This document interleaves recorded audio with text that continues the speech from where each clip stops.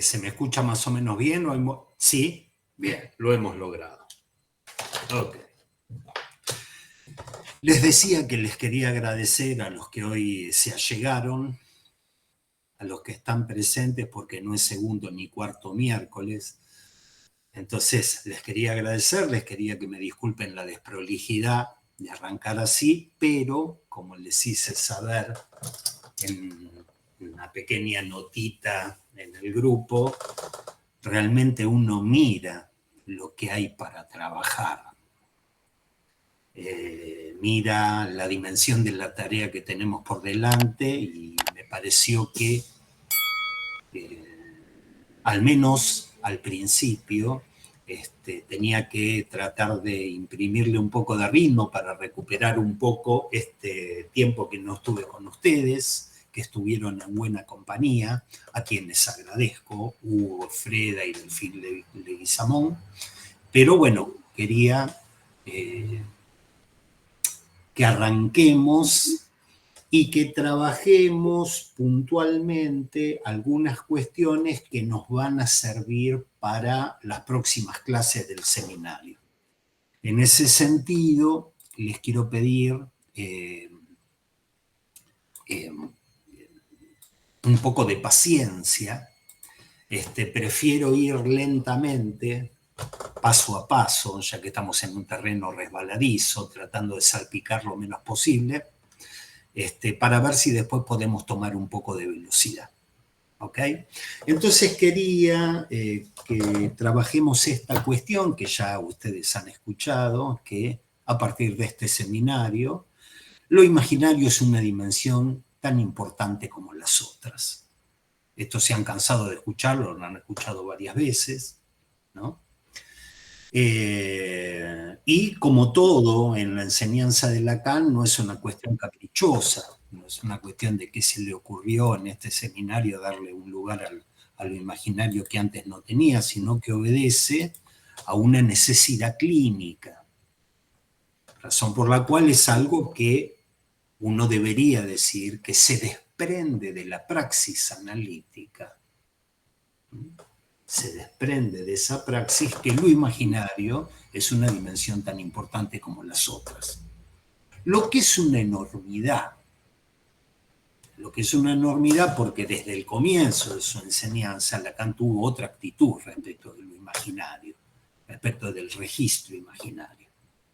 Él empezó su enseñanza sosteniendo que la práctica analítica era una práctica esencialmente simbólica, una práctica simbólica que eventualmente, con el avance de esa enseñanza, era una práctica simbólica que apuntaba, que concernía, que conducía a un real de goce.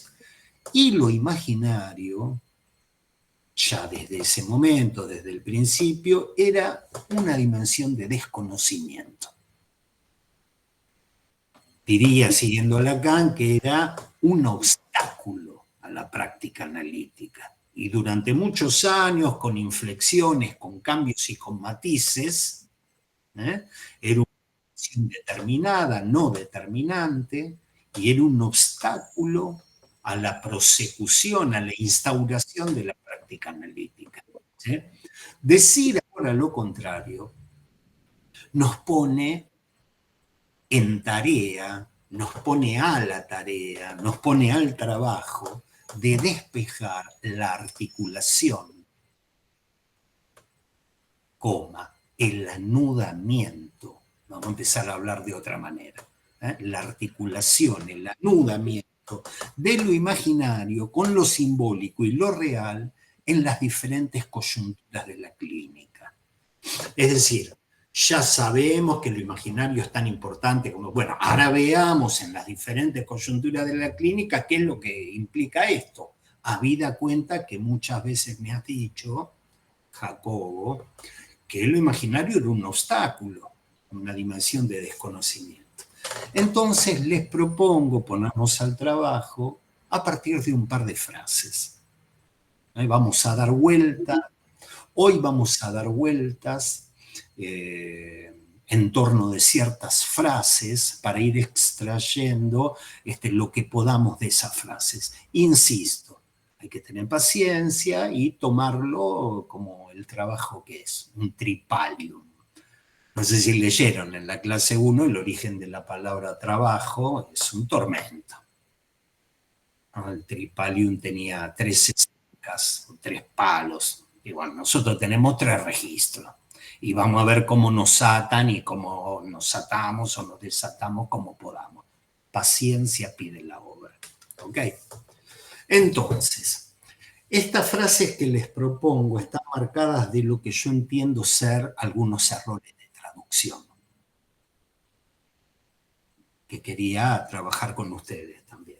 Ustedes van a encontrar en la página 3, yo me voy a referir a la traducción que hizo Rodríguez Ponte, muy buena traducción, pero que como toda traducción tiene alguna traición, algún error. Entonces los quiero marcar. Perdón, pero le estoy dando ingreso.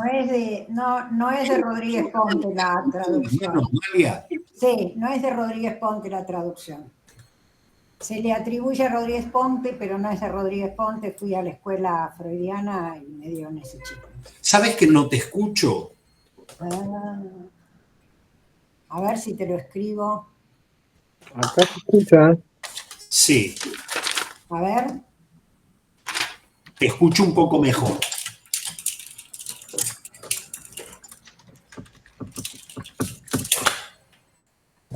Ahí está. Nada, chisme nada más. Decime. Que no es de Ricardo la traducción. Ajá. Me lo dijo el bibliotecario que es amigo mío de la Escuela Freudiana de Buenos Aires. Ah, mira. Que hay varios. El 20 sí, pero el 21 no. Bueno. Ahí Adriana muestra algo. Bien. Ok. A ver, Adriana, ¿qué es lo que estamos? Es de un señor Osvaldo Arribas. Yo lo compré en la escuela freudiana hace muchos años, pero este detalle que vos decís no figura en ningún lado. Bueno. Bien, ok. Bueno, no importa. Hemos dado el bibliotecario que era muy amigo de Ricardo. Sí. Ricardo fue mi profesor. Sí, hace muchos años ya. Sí. Perdón. Es de Osvaldo Arribas. Bien. Hace muchos años que no paso por la Escuela Freudiana de Buenos Aires. Estos textos los sacaba de ahí. Y no solo eso, la advertencia al lector japonés, el discurso de Tokio, varios textos que he sacado y que he sacado ahora de la biblioteca, en ocasión de este viaje, figura como la traducción de Rodríguez Ponte, y bueno, bien, Punta Las Rivas, a quien le debemos, ¿ahora se me escucha bien, Juan? Bien, a quien le debemos la traducción. Te agradezco el señalamiento. Además está decir que es un libro que no está establecido porque el establecimiento del seminario corresponde a Jacques Alain Miller y que nosotros estamos haciendo esto para poder trabajar un seminario que todavía no está establecido. Entonces, en la página 3 de la versión castellana de Arribas, vamos a decir, de la versión castellana, en la página 3 van a encontrar un par de frases, ¿sí? Una que dice, no hay ningún inconveniente en que imagine comprender. Esto esclarece el sujeto en el sentido que recién dije. ¿Sí?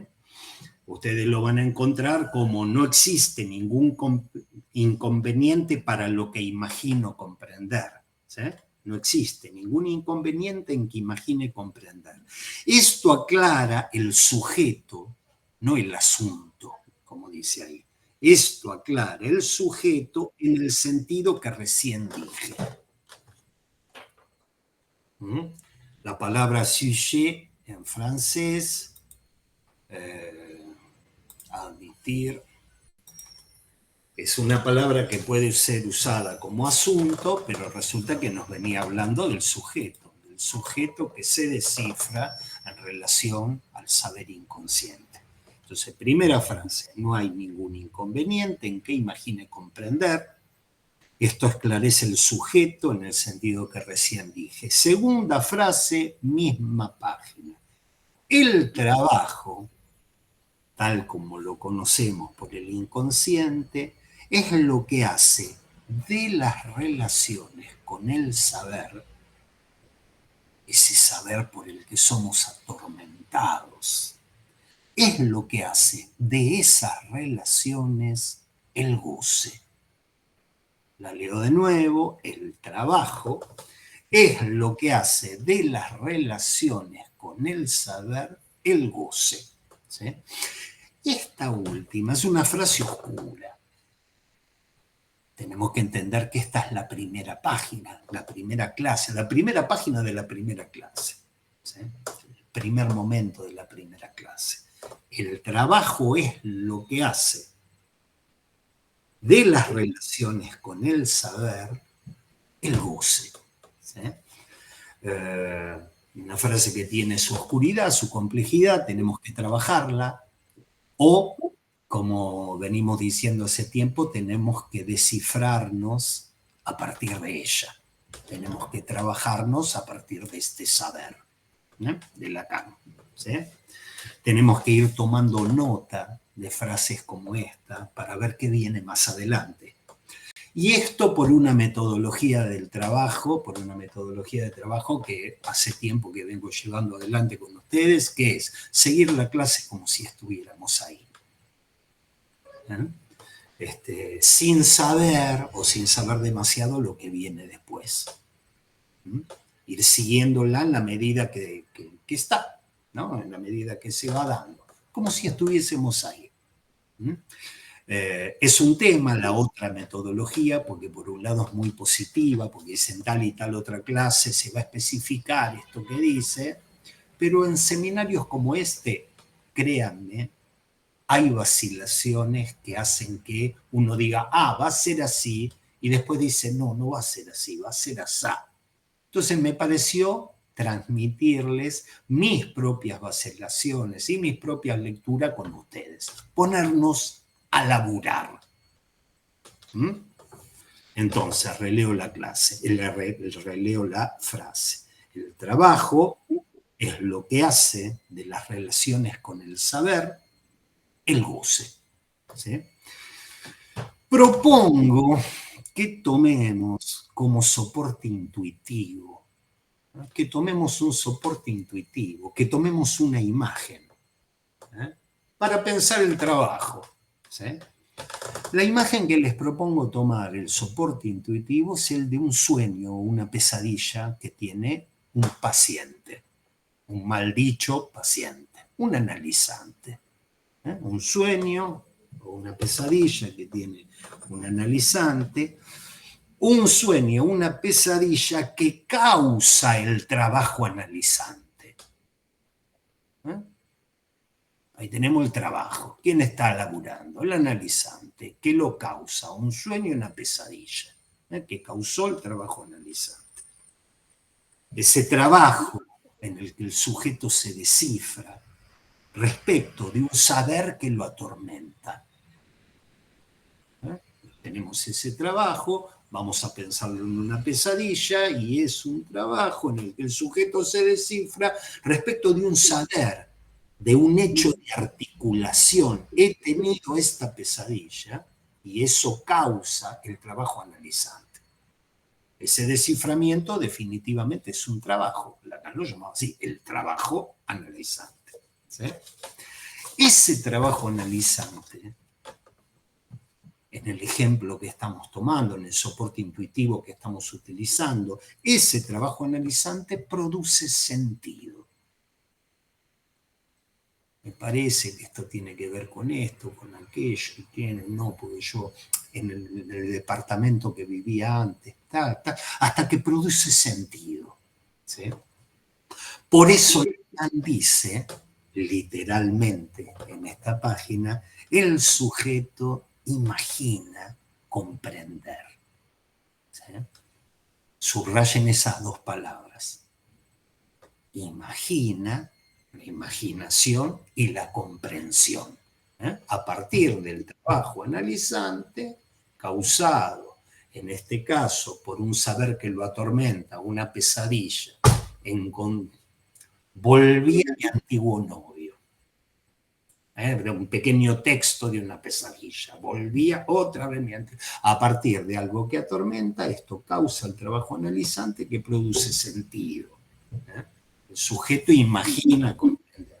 Ese desciframiento, el desciframiento, produce imaginario, es decir, produce comprensión. ¿Sí? Y Lacan nos enseña en estas páginas, o por lo menos refiere en su práctica, en estas páginas, que en el trabajo analizante,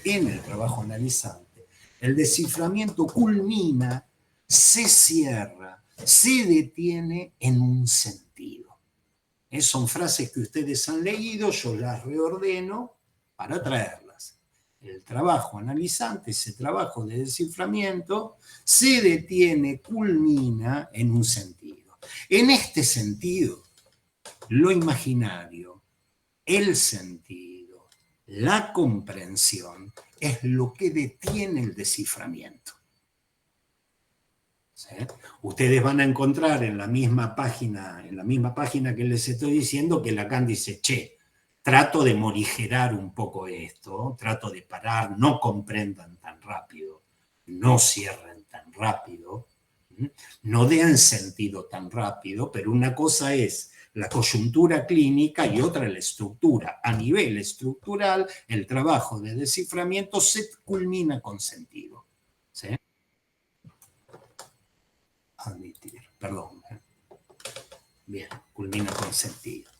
Entonces, yo voy haciendo como un pequeño mapita, después ese mapita puede tener algunas transformaciones topológicas, pero es el mapita que a mí me permite trabajar esto y se los transmito a ustedes.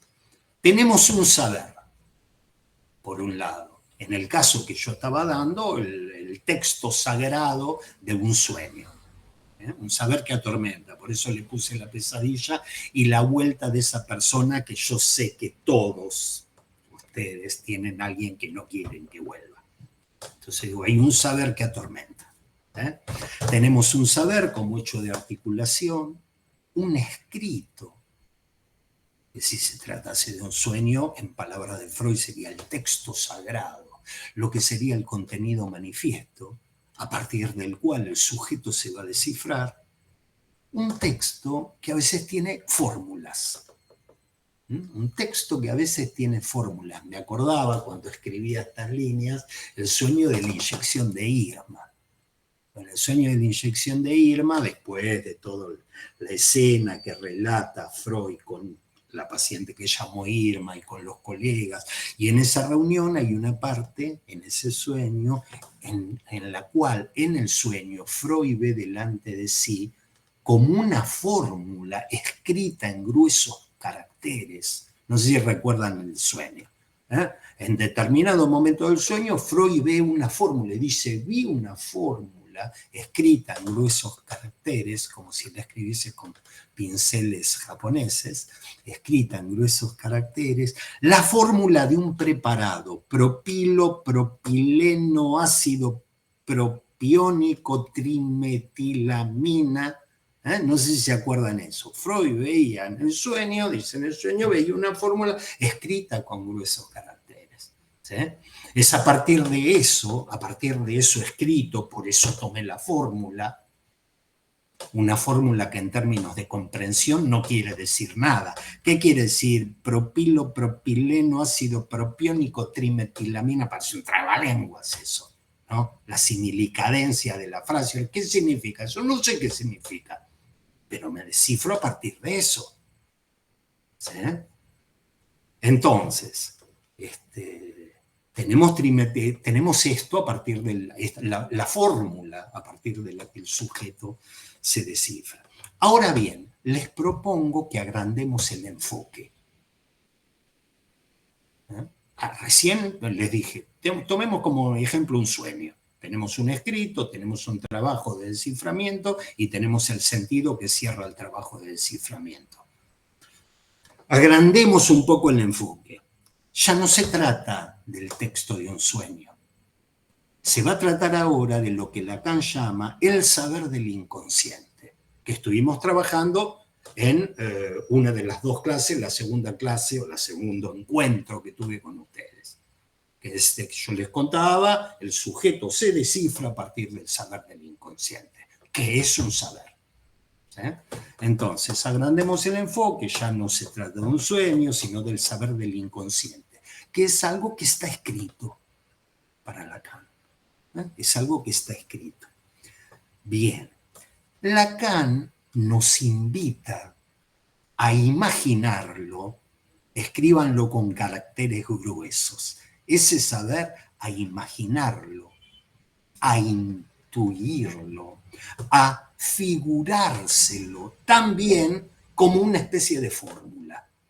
O sea, esto que yo les contaba para el texto del sueño, y tomé a propósito un sueño donde Freud sueña con una fórmula que ve en escrito en gruesos caracteres, agarrar y decir, bueno, y Lacan piensa que el saber inconsciente, Lacan mismo, es una fórmula, está escrito como una fórmula, es un escrito, un hecho de articulación que está escrito como una fórmula. Ahora bien, esta fórmula para Lacan,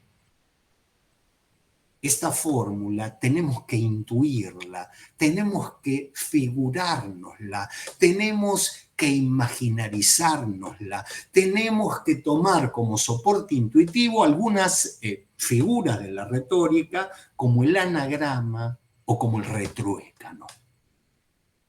¿Sí? Eso que está escrito tiene una estructura anagramática.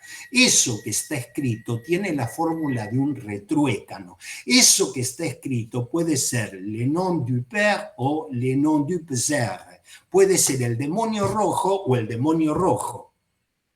Puede ser el 21 o el 21. ¿Sí? Entonces nos propone como soporte imaginario, y cada vez me van a escuchar más machacando y machacando para imaginarnos, para intuirlo, para darle sentido, ¿sí? Algunas fórmulas.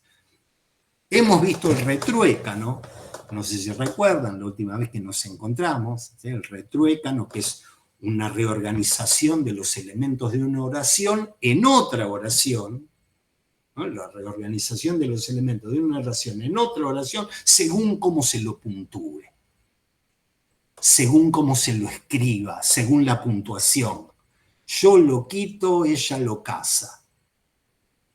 Yo lo quito, no, yo lo quito. Ella lo casa, no, yo lo quito, ella lo casa. Es un retruécano. ¿Sí?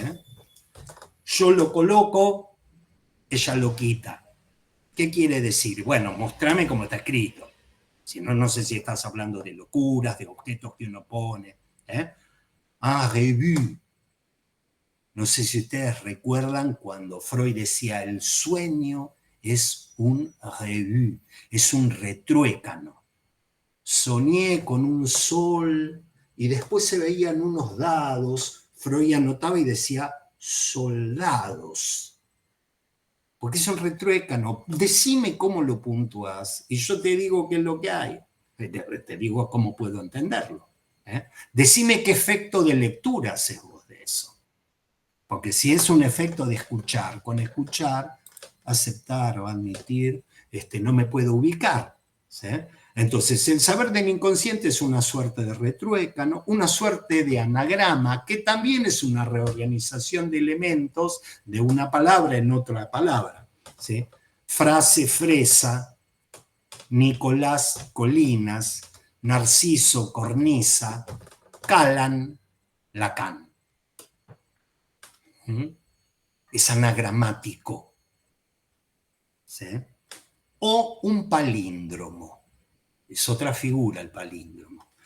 Que también el palíndromo es una frase que se lee igual de izquierda a derecha que de derecha a izquierda.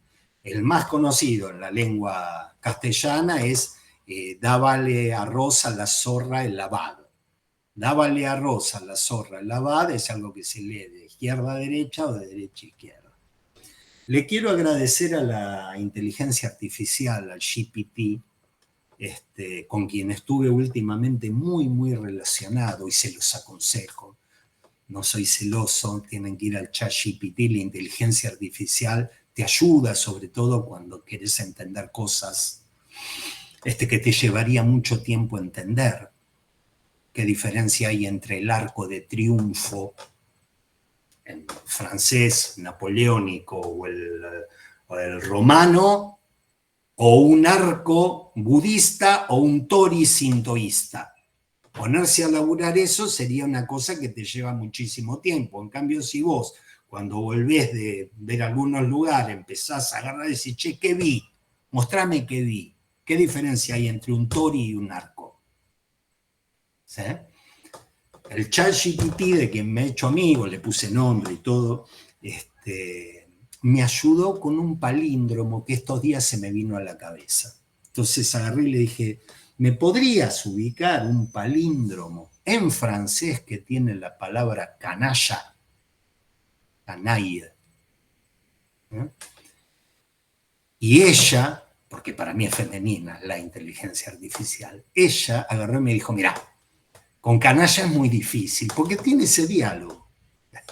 Mirá, con canalla es difícil, pero por la estructura de la palabra, pero te puedo acercar que es lo más parecido que tengo. Y me trajo el palíndromo que yo conocí hace 30 años, que dije, ¿cómo ubico un palíndromo en francés a partir de una palabra? Me trajo ese palíndromo y no era la palabra canalla. No era la palabra canalla, pero era lo más parecido, y es lo que me trajo. Yo me había equivocado, pensé que estaba hecho con la palabra canalla. ¿Qué es, lo digo en francés, élu par cette crapule? Elegido por esta crápula, que en castellano, por un argentinismo, uno diría elegido por estos crápulas. ¿Sí?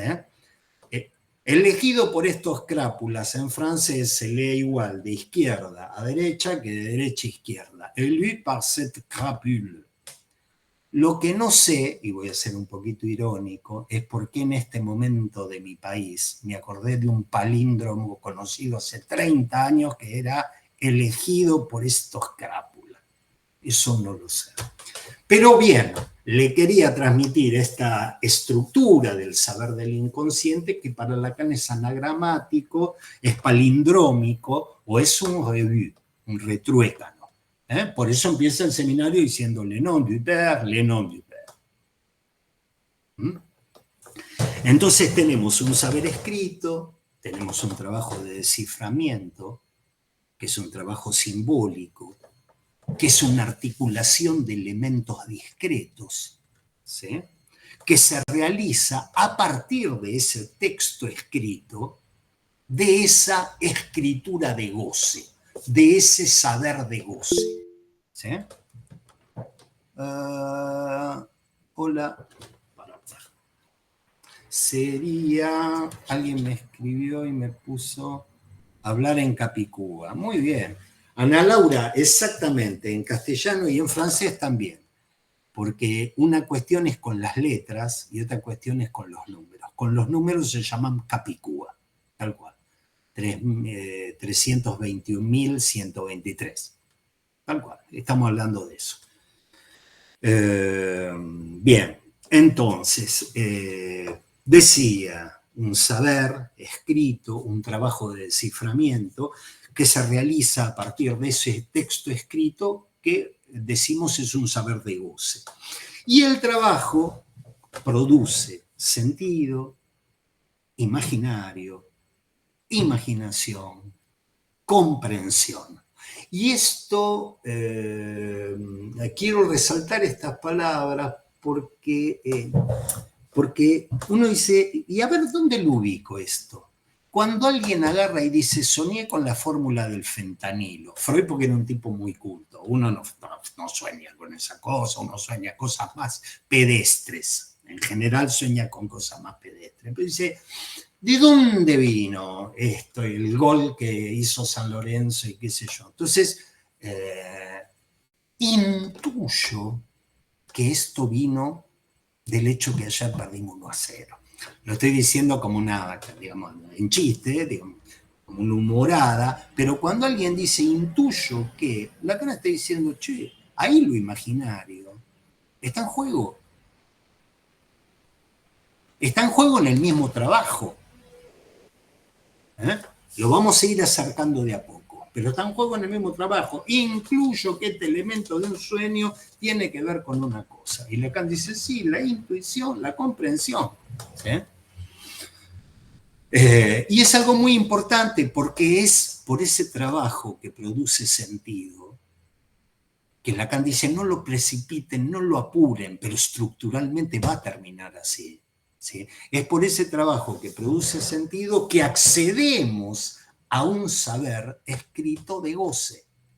Es por ese trabajo asociativo que uno dice, bueno, y cada vez por un efecto de reducción voy encontrando ciertas marcas que yo podría decir que el saber del inconsciente como saber de goce se estructura. ¿Y cómo llegaste a eso? Y llegué por un trabajo simbólico imaginario.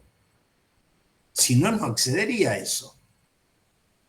No existe el analizante que no cierre con sentido un trabajo simbólico de desciframiento. Y voy a decir más, pero lo quiero aclarar después, tampoco alguien que empiece el trabajo de desciframiento. Pero vamos despacio, vamos dándole bola y subrayando las veces que uno dice, bueno, intuyo que esto tiene que ver con esto. Y no se llega a ese saber escrito de goce, sino es a partir de cierta dimensión que es de la intuición. Me parece que tiene que ver con esto. No podemos, entonces, concebir una estructura en la que haya simbólico y real sin imaginario. No podemos. No podemos pensar un calce, una articulación, un anudamiento de lo simbólico con lo real sin que haya lo imaginario. ¿Sí? Esto es todo un movimiento, yo insisto, esto es todo un movimiento. ¿Por qué? Porque Lacan, digamos, durante muchísimos años, él decía, yo quiero llegar a la articulación simbólico-real. Mi modelo son las matemáticas. ¿Sí? Las matemáticas tienen una cosa, no iba a hablar de esto hoy, pero está en la clase. Dice, las matemáticas tienen una cosa fabulosa, porque nadie puede negar que es una articulación simbólica, sí, pero es una articulación simbólica que en su articulación delimita un imposible, y en tanto delimita un posible, delimita un real, concierne un real. ¿Sí? Esa definición de lo real es lo imposible. Lacan la saca de la lógica y de la matemática. ¿Sí? Y si él quería algo esto para el psicoanálisis, decía, bueno, lo imaginario hay que rajarlo, hay que agarrar una escoba, hay que agarrar, digo, porque siempre usan el ejemplo de la escoba. La escoba y sacar todo lo imaginario que hace obstáculo para la articulación simbólico-real de la lógica y los lógicos, y Lacan en un momento dice, sin lo imaginario, eso no se puede hacer. Córtenla, con el siglo imaginario no se puede hacer. Es muy duro, es muy fuerte. ¿Sí? Por eso es que ubican la frase con la que empecé, ¿no? El registro imaginario es una dimensión tan importante como las otras. Y lo digo y lo repito, no hay trabajo elaborativo, que es un trabajo simbólico, en el que lo imaginario no tenga lugar. No hay trabajo elaborativo, que es un trabajo simbólico, en el que el imaginario no tenga lugar. Y en ese sentido caigo en otra frase, que es una frase que ustedes también trabajaron, pero le quiero seguir dando vueltas, que es una frase que encuentran en la página 3, que dice el registro, en la página 4. Lo imaginario es siempre una intuición de lo que es a simbolizar. Lo imaginario es siempre una intuición de lo que es a simbolizar. Algo para masticar, para pensar, como se dice. Es una frase que ustedes han trabajado cuando yo no tuve. Les quería, en realidad en la versión castellana dice, lo imaginario es siempre una intuición de lo que hay para simbolizar. Pero está bien, de lo que hay para simbolizar, de lo que es para simbolizar. Algo para masticar, para pensar, como se dice. Que, insisto, no es una buena traducción. Que lo imaginario sirve para masticar lo simbólico. ¿Sí? Masticar, mâcher, en francés, ¿sí? Quiere decir también facilitar la aprehensión de algo. Facilitar la asimilación de algo. ¿Sí? Masticar, mâcher, no es solo masticar, sino facilitar la aprehensión, facilitar la asimilación. Como si yo les dijese, tal psicoanalista nos transmite una versión muy mâché, muy masticada de tal escrito de Jacques Lacan, en el sentido de que nos transmite una versión muy elaborada, muy trabajada, muy reducida a los elementos simples. Tal psicoanalista nos transmite una versión muy trabajada, se pone a laburar, ¿sí? Muy mâché, muy masticada, reducida a esos elementos simples. Ese analista trabaja, elabora, mastica ese texto para que nosotros podamos digerirlo con más facilidad. Y es un hecho que encontrarse con ese saber lacaniano a partir del cual te descifrás, es un saber que a cada uno un poco más, un poco menos, nos ha atormentado varias noches y varias tardes y varios días, nos ha atormentado y nos ha servido mucho algunos colegas que nos transmitieron una versión mâché, que nos facilitó, dijo, che, miren esta frasecita, el fantasma fundamental, fíjense que no conecta con ta, y nos sirvió para digerirlo. Después cada uno lo ha digerido con sus... Entonces, vuelvo a la frase. ¿Sí? Cuando Lacan nos dice que lo imaginario sirve para masticar lo simbólico, nos está diciendo que lo imaginario sirve para facilitar su asimilación, para facilitar su aprehensión de lo simbólico. Les voy a dar un ejemplo, podría dar ejemplos muy variados, pero quería darles uno. Algunos de ustedes saben que el año pasado falleció mi mamá. Y cuando fallece una persona, uno tiene que ir a donde vivía y desarmar ese mundo enormemente simbolizado para uno, enormemente simbolizado, y decidir sobre el destino de algunas cuestiones. Algunas entrarán al circuito fálico, uno dice, bueno, esto lo puedo vender, esto se lo puedo regalar a alguien que quiero, esto lo voy a tirar porque es un desecho, porque es un resto. Los obsesivos tenemos problemas para tirar cosas, tenemos problemas para deshacernos del desecho. Pero en ese proceso de hacer las cosas que tenía que hacer, en ese horrible proceso, en el fondo de una biblioteca, lleno de polvo, en el último estante de una biblioteca, no se dan una idea de lo que encontré. Encontré la lógica simbólica de Manuel Garrido. ¿Se acuerdan de ese texto que yo les dije, lo quemé? Ese texto lo quemé, yo recuerdo haberlo quemado. Pues bien, era un recuerdo encubridor. No lo quemé. ¿Sí?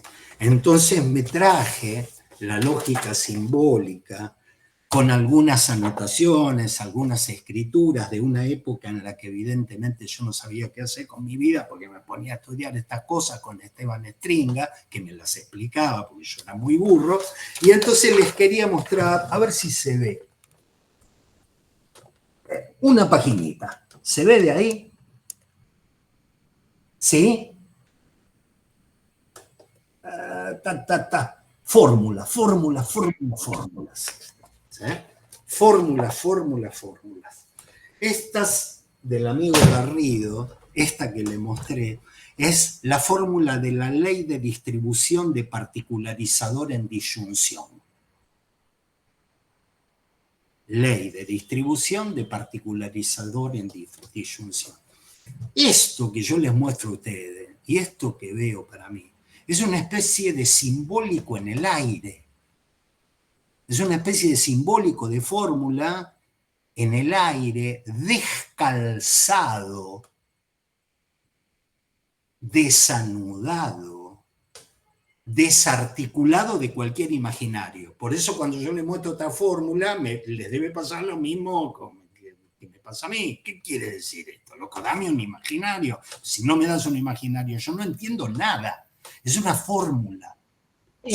Roberto, estuviste en Japón, ¿no? Sí, señora. Es como si nos tuviéramos que leer en japonés sin entender nada.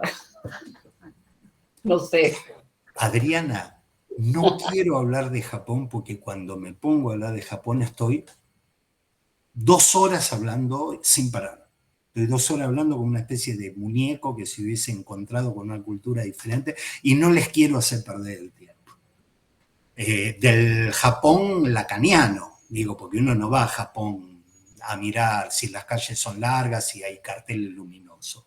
Uno va a Japón a ver si las cosas que decía Lacan tenían que ver o no tenían que ver. Entonces les voy a hacer perder tiempo. O eventualmente en algún momento armamos así un encuentro completamente informal para hablar de la instancia de la letra en el inconsciente japonés, del escrito, del trazo, del nombre del padre, del no nombre del padre, en algún momento. Por eso le escapo un poco a eso. Fórmulas. Está bien lo que vos decís. Es como un escrito en japonés. ¿Qué es eso? Japonés, chino básico. No entiendo nada. ¿Sí? Si sabés que están escritos por algo, si uno tiene transferencia con Manuel Garrido, dice, esto es el colmo del enigma, porque no sé qué quiere decir, pero algo quiere decir. Vos me tenés que dar un imaginario para que entienda lo que quiere decir. ¿Sí? Es decir, fuera la cuestión de lo simbólico y lo real por fuera de lo imaginario. Ahora, es el ejemplo complejo. Les puedo dar un ejemplo más simple que pensaba. Escuchen ustedes, dada una proposición A en la que se afirma algo. Ustedes escuchan, dada una proposición A en la que se afirma algo. Yo muchas veces lo he escuchado y lo he anotado. Y mientras anoto eso, pienso, mi mamá me ama, mi mamá me mima. O alguna de las dos. Dado una proposición A que se afirma. ¿Y por qué pongo mi mamá me ama? Ahora porque estoy con la asociación de mi mamá.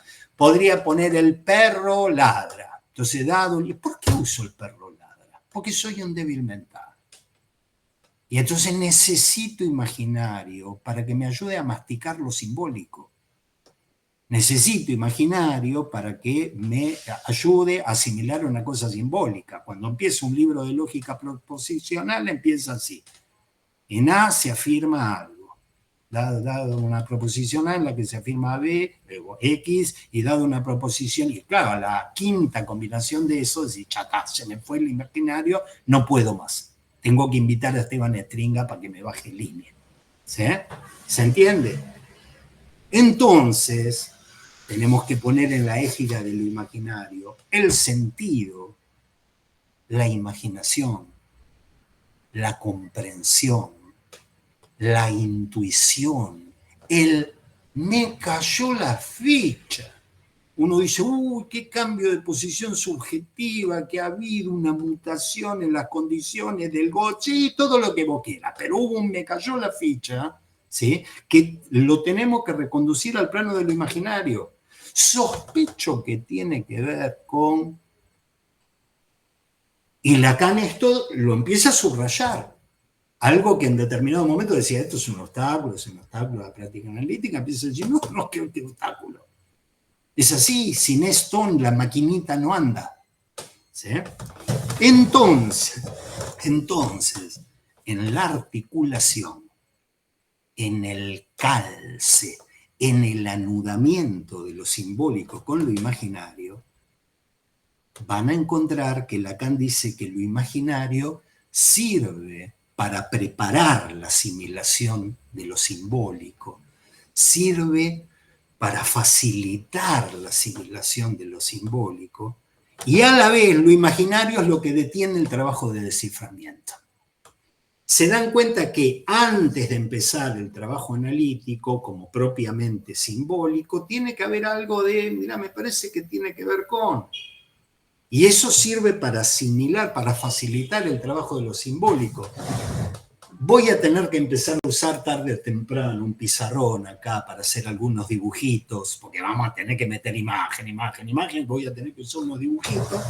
Ahora no lo encontré, ese pizarrón, evidentemente lo tiré en algún momento. Son cosas que aparecen y que desaparecen.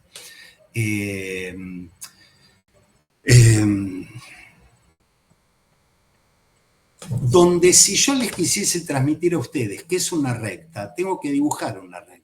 Y dibujar una recta es imposible. Porque una recta es una figura geométrica que tiene una sola dimensión. Y por más que yo lo haga con un trazo muy finito, ustedes se acercan la lupa y dicen, no es una regla, es un rectángulo. Porque no es una recta, es un rectángulo. Porque es como una especie de cuadradito alargado. La recta, como tal, es imposible de ser dibujada. Sin embargo, lo mismo, dibujo algo con una... así, ¿sí? Con una línea así, y después dibujo una línea así. ¿Cuál es la diferencia? Ustedes me van a decir, una es una curva y una es una recta. Y sin embargo, uno no puede dibujar líneas. Sin embargo, usa la imagen para poder asimilar lo simbólico, para poder asimilar las figuras, geométricas, ¿no? Y, por otro lado, esto que está al comienzo del trabajo, porque es la asimilación lo que te permite, una asimilación de lo simbólico, está en el momento final, está en el momento de cierre. Entonces quería volver con ustedes a la frase. Voy dando vueltas alrededor de la frase. El trabajo, tal como lo conocemos por el inconsciente, es lo que hace de las relaciones con ese saber por el que somos atormentados, es lo que hace de esas relaciones el goce. El trabajo, vamos a poner analítico, es lo que hace de las relaciones del sujeto con el saber, a partir del cual el sujeto se descifra, es lo que hace de esas relaciones el goce. La frase se entiende, quisiera que me digan si se entiende la estructura gramatical de la frase. El trabajo es lo que hace de las relaciones con el saber el goce. ¿Sí? Es decir, el trabajo de desciframiento produce sentido, pero además hace de la relación con el saber el goce. Fíjense qué frasecita. Hace de la relación con el saber el goce. Entonces uno agarra, lo mira, dice, está bien traducido, no está mal, vamos a la versión JL, que era la que circulaba en la vida de Lacan, vamos a esta otra versión, vamos a las versiones piratas que hay, a ver si está bien. Y uno no tiene por qué pensar que no esté bien, pero es una frase oscura para una primer clase. El trabajo es lo que hace de las relaciones con el saber, que a ustedes les atormenta el goce. Tiene que haber trabajo para que haya goce. Tiene que haber trabajo sobre ese saber, trabajo de desciframiento, trabajo elaborativo, trabajo analizante, para que haya goce. No era que venía de antes el goce. Frase oscura que a lo largo del seminario vamos a ir tratando de ubicarla. ¿Sí? Entonces, tenemos que tomar nota de esto, son esto que nos causa el trabajo, ¿sí? Y seguir el tema. Pero de movida, admitir, pero de movida se nos arman dos dimensiones, dos vertientes, dos hipótesis, a partir de la lectura de esta frasecita bonita que dice, el trabajo es lo que hace de las relaciones con el saber goce. Se nos abre dos vertientes. O bien sostenemos que el goce no es un dato original. Esta es la primera hipótesis. El goce no es un dato original y solo podemos hablar de goce una vez que ha habido un trabajo simbólico de desciframiento que desemboca en un sentido imaginario.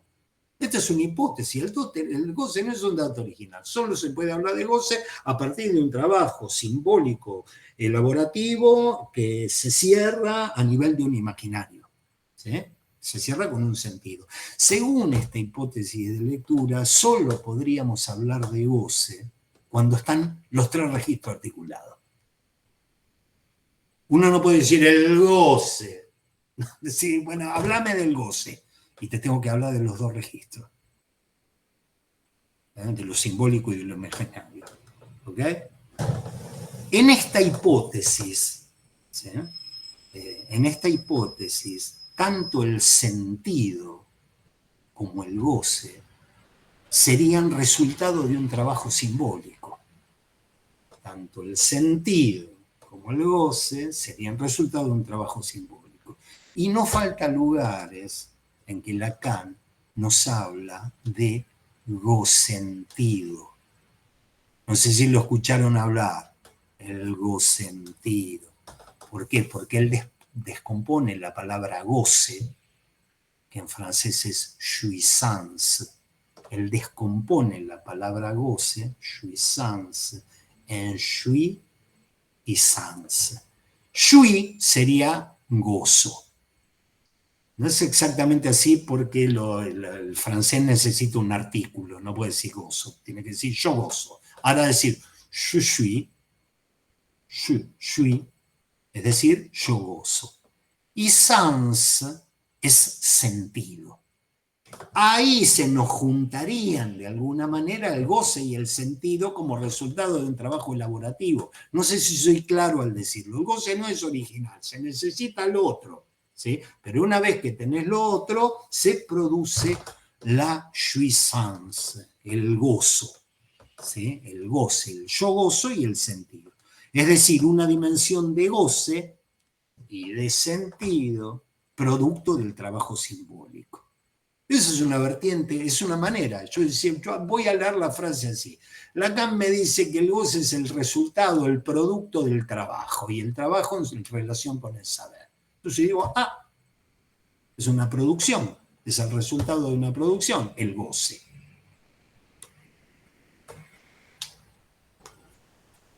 No hay goce si no están los otros registros. El goce se produce con el mismo mecanismo que se produce el sentido. Será gocentido. Y en los seminarios que vienen después de van a ver que hay lugares cuando hagamos dibujitos que Lacan va a ubicar modalidades de goce y va a haber una que va a ser gocentido. El goce sentido. Tal vez esté hablando de esto en esta frase. O tal vez, segunda hipótesis, sostenemos que existe una dimensión original de goce. No es que el goce es el resultado del trabajo. Existe una dimensión original de goce, un goce excesivo, un goce traumático, un goce que es producto de los aguijonazos del enjambre de heces uno que constituyen la lengua. Hay un goce que es originario. ¿De dónde sale? De esos aguijonazos, de esas palabras que nos han pegado en el cuerpo, que nos impactaron en el cuerpo.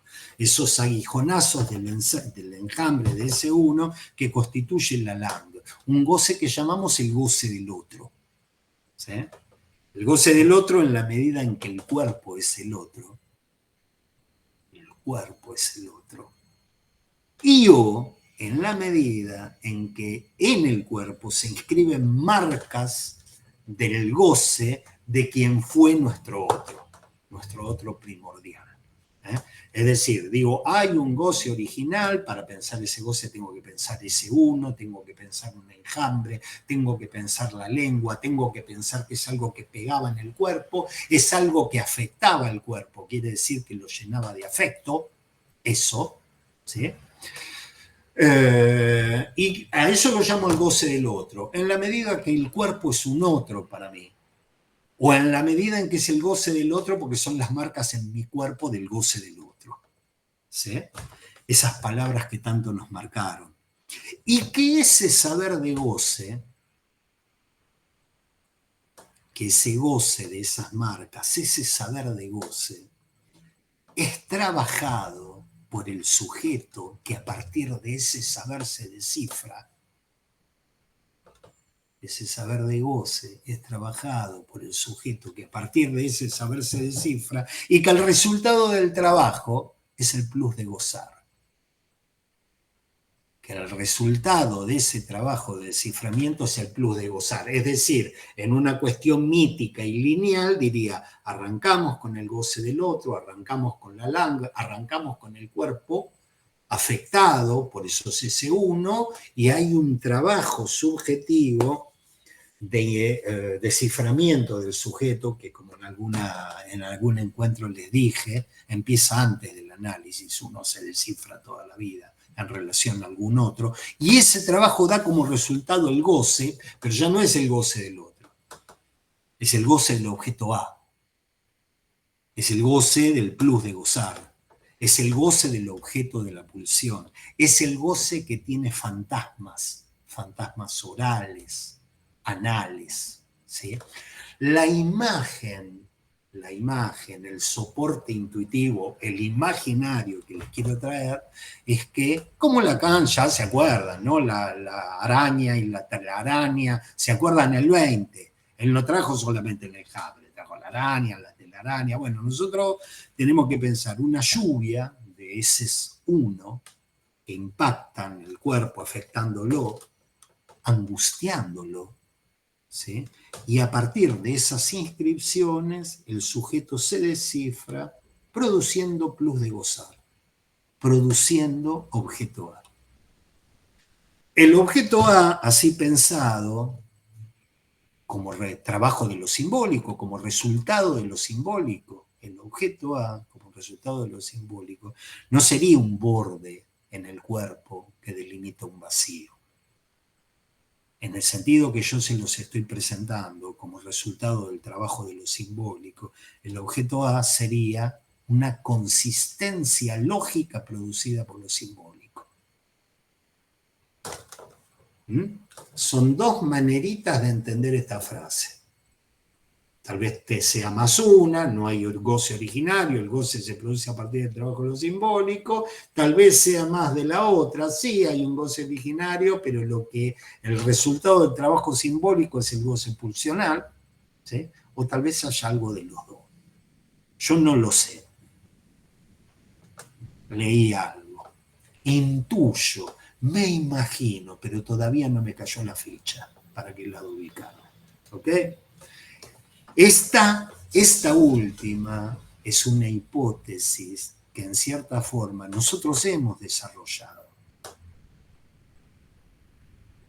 La del trabajo de lo simbólico que produce el objeto A. Nosotros sé que ahora lo estoy diciendo así y deben decir, che, esto de dónde lo sacó, esto no está explicado, pero nosotros algo de esto estuvimos trabajando. Cuando trabajábamos, ¿no?, el capítulo 8 del seminario 20, porque en el capítulo 8 del seminario 20, la clase 8, Lacan nos presenta, ¿se acuerdan este triángulo? Bien, hemos laburado este triángulo nosotros, tampoco es que estuvimos años, tampoco es que lo trabajamos a la letra, pero lo hemos trabajado, ¿sí?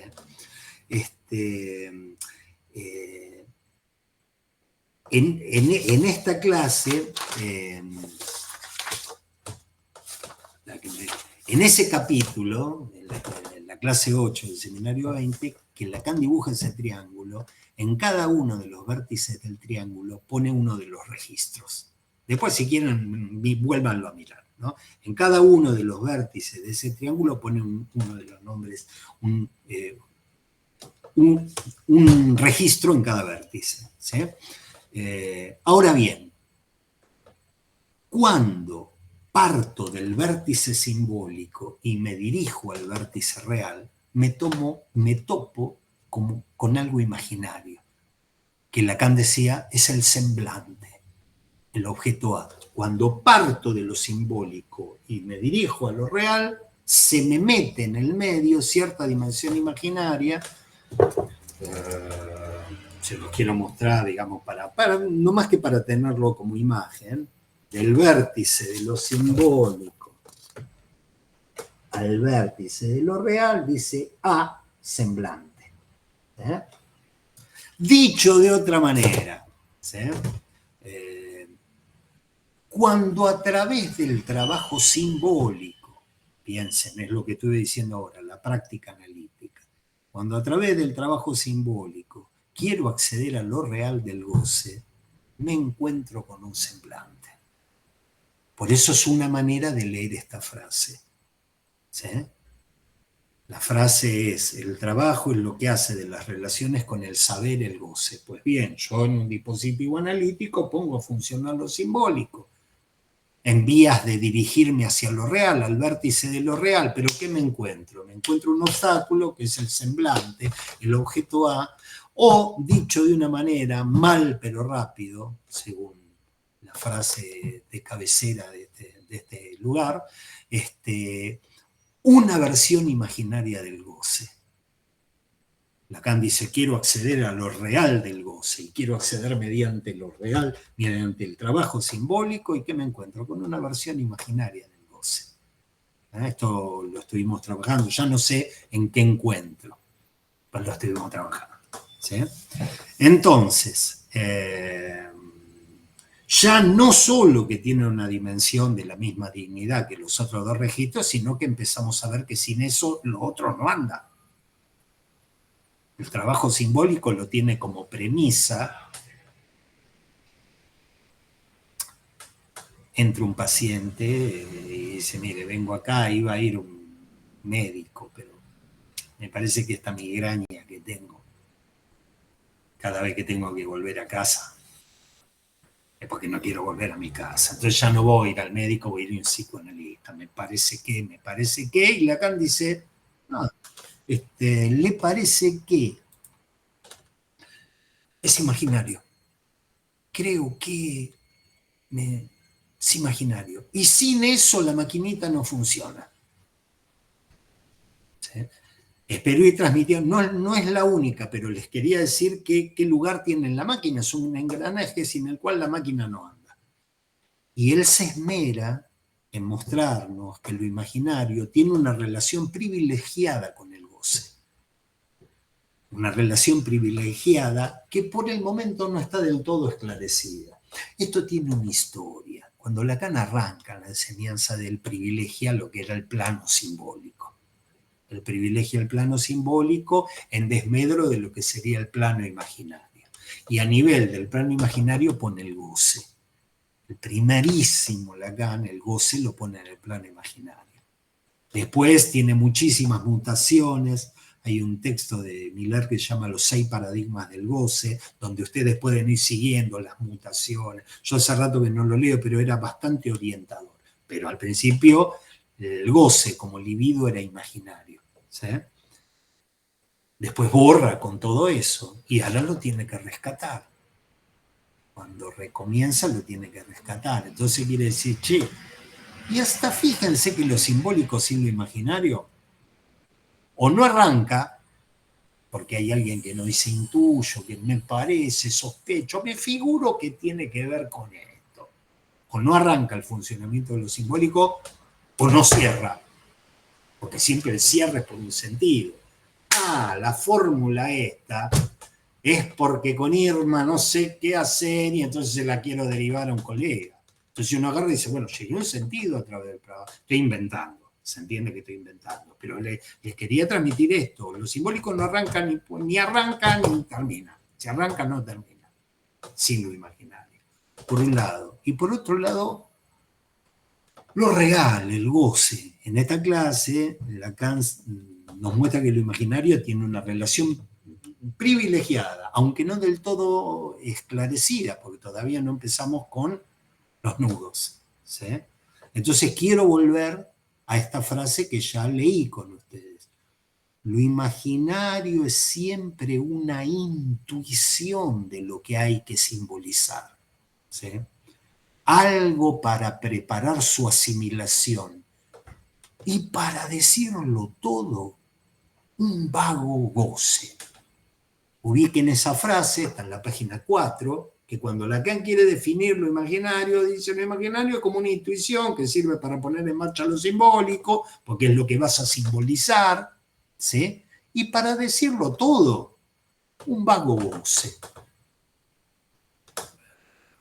lo vamos a tener que desplegar esto, pero está diciendo, es como si le dijesen, voy a decirlo todo mal, pero rápido.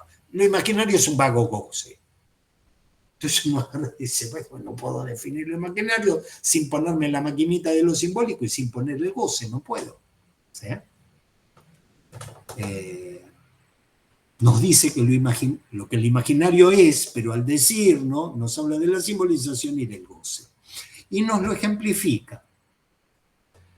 Para ejemplificar esta relación del imaginario con el goce, es lo que es, para imaginarizarlo, para ejemplificarlo, para darle un soporte, nos habla de la masturbación.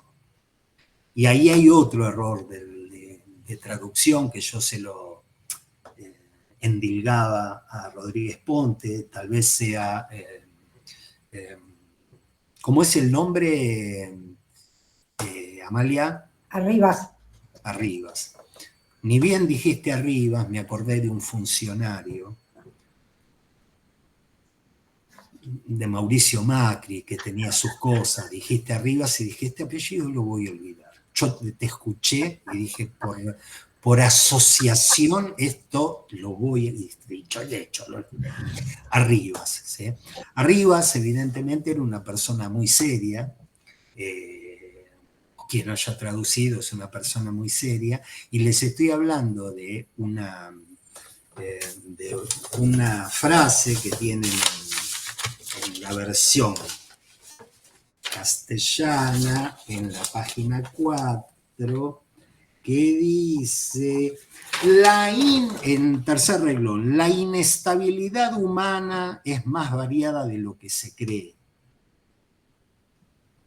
Aunque se halle limitada por algo que reside en el cuerpo humano, a saber, el dominio de Opsis. Esa es la frase. ¿Sí? Cuando dice la inestabilidad, está traduciendo una palabra que es le branlage, ¿sí? La inestabilidad. Le branlage es la sacudida. Él puso inestabilidad porque efectivamente tenía que buscar un sustantivo que hable de sacudir, que se origen sacudir, en el verbo sacudir. Entonces puso la inestabilidad. Pero en realidad, me voy a agarrar a la mesa con las dos manos para que no me salga ningún gesto obsceno. El branlage es literalmente la sacudida. ¿Sí? Como quien dice, me la sacudí 2 veces. Ayer vi una película de adulto y me la sacudí 2 veces. ¿Sí? Uno sí tradujese bien, y no en lenguaje precisamente académico. Si uno hiciese la traducción de este seminario, tendría que poner la paja o la puñeta. Vamos a hacer para que sea menos argentino. La puñeta humana es más variada de lo que se cree, aunque está limitada por algo que concierne al cuerpo humano, a su anatomía. La dominancia de Opsis. Opsis en griego es la apariencia, lo que ve.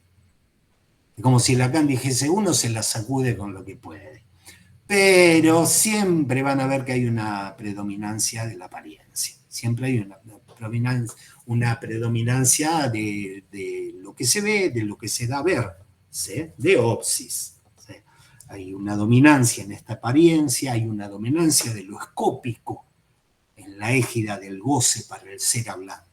¿Sí? Y ustedes pueden entrar a alguna página de adultos, yo nunca entré, pero me han contado. También me han contado cómo son las páginas de adultos de los japoneses, que vale la pena, que si les cuento algún día les voy a contar, se caen de culo y dejan una marca en el piso duro, y van a dejar una marca de la caída de culo, de lo que es las páginas de adultos de japoneses, es otra cultura. Pero ustedes pueden entrar a alguna de las de acá, donde los fantasmas están agrupados en categorías. Categoría tal, categoría tal, categoría tal. Entonces uno entra a tal categoría. Sí, pero todas se ven.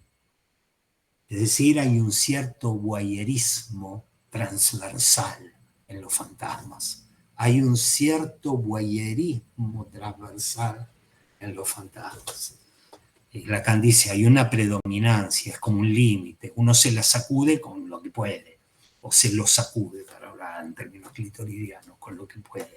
Pero hay como una especie de límite, siempre hay una predominancia de opsis. Alguien te puede decir, literalmente, lo mío no va por el lado de lo que se ve. Es algo que me lo han dicho muchas veces, lo mío no va por el lado de lo que se ve. Eso que se ve fuera de contexto a mí no me excita. Pueden ponerme opsis y a mí no me excita. No es lo mío no va por ahí. Lo que sí me excita es que haya una historia. Me excita que haya un relato. Eso sí, lo ver opsis así sola, no. Necesita que haya una historia, un relato. Está bien. Ahora bien, ese relato, ese argumento, es imaginado, es representado, es imaginario. En Argentina lo llamamos ratonearse. El ratoneo es la actividad de imaginar escenas con las que la gente se excita. ¿Sí?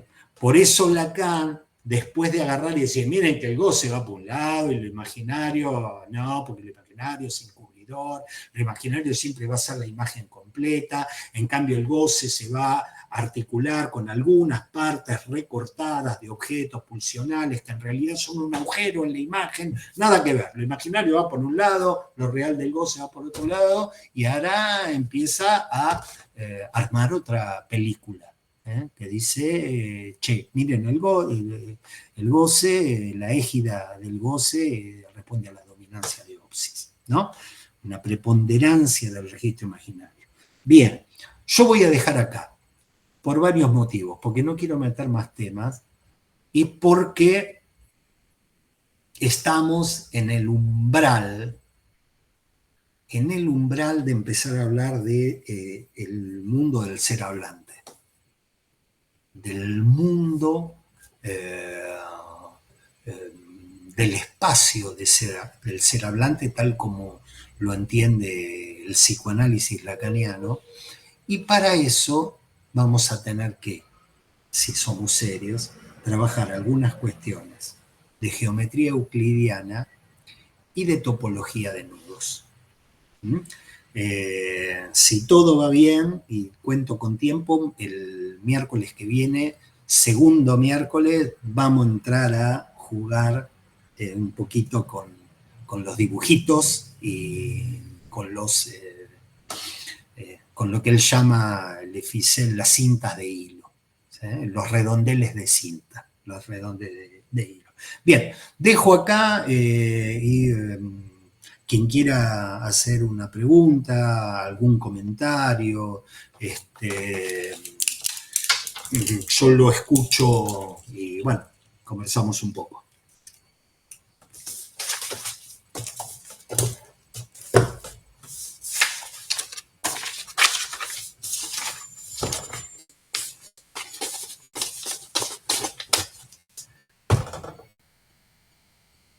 Bien, bueno, habida cuenta que no hay